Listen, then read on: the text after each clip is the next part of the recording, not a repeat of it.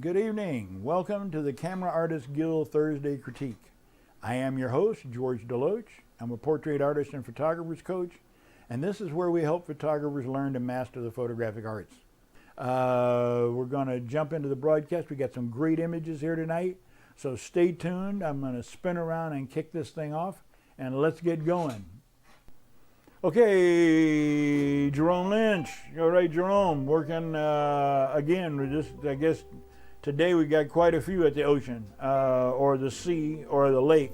And probably from where you are, that's probably Lake Michigan. And I like what you're trying to do, but there's a couple of challenges here. You really picked a very difficult lighting situation to work with. You are dealing with the sun, where even though the sun is going down, it is still up here on the horizon, and it's so bright that it draws your attention away from the people and it tricks your exposure. Now, I know you're throwing in artificial light over there, but they are underexposed. They're just underexposed. If you check with the info palette, which is what I do, click the info palette, it opens up these numbers here. Go to the pointer tool and you start checking skin tones. They're in their 80, the skin tones in the 80 levels, and they should not be in the 80 levels, and the gray t-shirts are like 102, 102, 104. Now, your color's right. That's almost a perfectly neutral color, but that gray should be about 128 rather than 102. So what can we do to pull this one out? Let's see if we can't do a couple of things here to try to pull it out and doll it up just a little bit.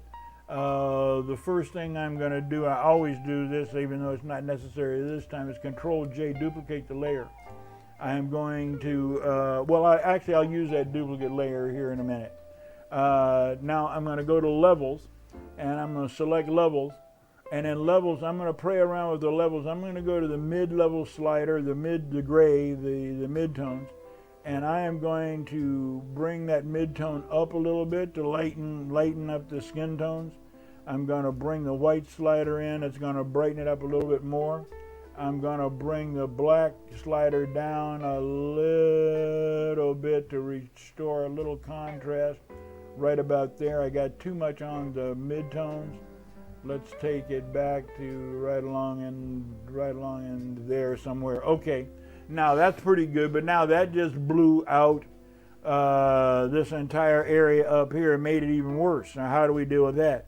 We go back, click on the layer mask. We're going to fill that mask with black right now. So that I'm going to use Control and Backspace, since my black is on the back side over here. It would be Alt Backspace if it were on the front. But now I filled it with black. Now I'm going to get my brush, and I'm going to have a white brush. I'm going to have a white brush at 100%. And now I'm just going to go in here to where they are, and let me shrink that brush down a little bit so I can be a little more accurate with it. And let's just bring just the area that we lightened up, just them. We're going to bring that back. You should be able to see it lightening up here as we move around. Now, if you want to check what you're doing, is right next to your brackets. You have the P key on your keyboard. You got IOP on the keyboard on the second row from the top. You have a right bracket, a left bracket, and then you have a straight up and down bar. If you click that straight up and down bar, it applies a red mask to the area that you're working with. The area that you're working with is clear. The area that's red is still being affected by the original mask. So now you can see what you're doing. Now you need to switch colors over this time, actually reverse it. But I can look at it right now. Now I can just go in and clean up all of this area here that I want to have. I want to return to the brightened area that I made. Okay, there we go. Now we've got him pretty well done. I know there's a couple of spots there, but we'll just, in the interest of saving time. Now click that bar and it goes back again. Now they're looking good, but now still the sun up there is just really kind of getting to me. So what I'm going to do is I'm going to go back down to this layer mask right here. I'm going to get my patch tool, Control J. I'm going to take that patch tool and I'm just going to select around the sun and around that kind of corona area of the sun, and I'm going to drag it off into a darker area of the page and click it. And now I'm going to clear up this kind of halo here and the kind of halo off on that side and the halo off on this side. Okay. Now, you might say, but I still want the sun. I mean, we at least want to have some indication of the sun. This looks fine. Okay, what we do now is let's go back. We're going to go back that same layer. We're going to go to the opacity slider right here, and we're going to slide that opacity slider back just a little bit until just a hint of that sun comes in. Okay, now there we go. Now we have gone through it. Let's go to the history palette. Let's click the camera icon to take a snapshot of it. This is where we began, and this is where we ended up. Just a couple of things that you can do to make that situation pop. Hey, Jamie, how you doing, man? Okay, so hope that'll help out. Keep shooting there, Jerome. You're getting better each and every day. Okay, John Harville. John, man, you jumped way out of your lane and going into a product shot here, man. Good move. We have two people, one other person that does a lot of product stuff, Maurice, and we will come across his work here in a moment. Couple of things though. Now, product shots are a different animal, so you really got to think about what you're doing when you put together a product shot. Now, I like the idea that you have her in the background. I would have never chopped her off. I like the fact that she's out of focus. That's great.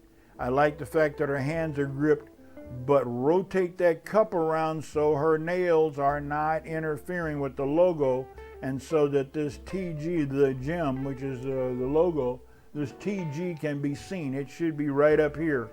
And then if this white bar is blowing that out, then move your position, your camera position, or the light position, so that that bar comes over here and we get the gem sticking straight out in front of the camera without the fingernails getting close to it, because the reflection of the fingernails are also putting a bit of a reflection on the logo.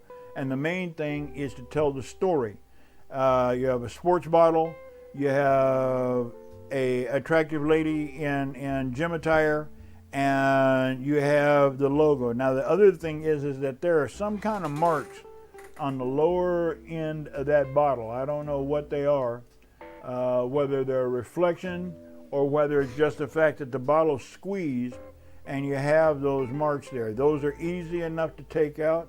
Simply take that same patch tool that I use.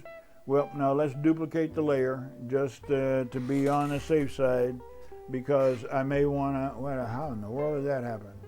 I want to duplicate the layer. I don't want to create an additional layer.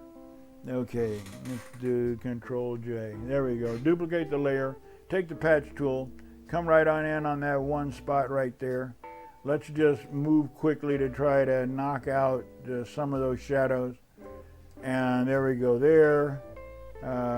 Be careful not to dip into the white, because otherwise it will flare out into your bottle. And then let's pull that over there. And I went too far with this and ended up with it looking, okay, there we go. Now we've taken out those marks. You really got to stop focusing on every little detail, because this is a product shot. And work on it. But I really commend you for continuing to stretch and to try new things. Okay, let's see where we are. Oh, Herb and Ambrose, welcome. All right.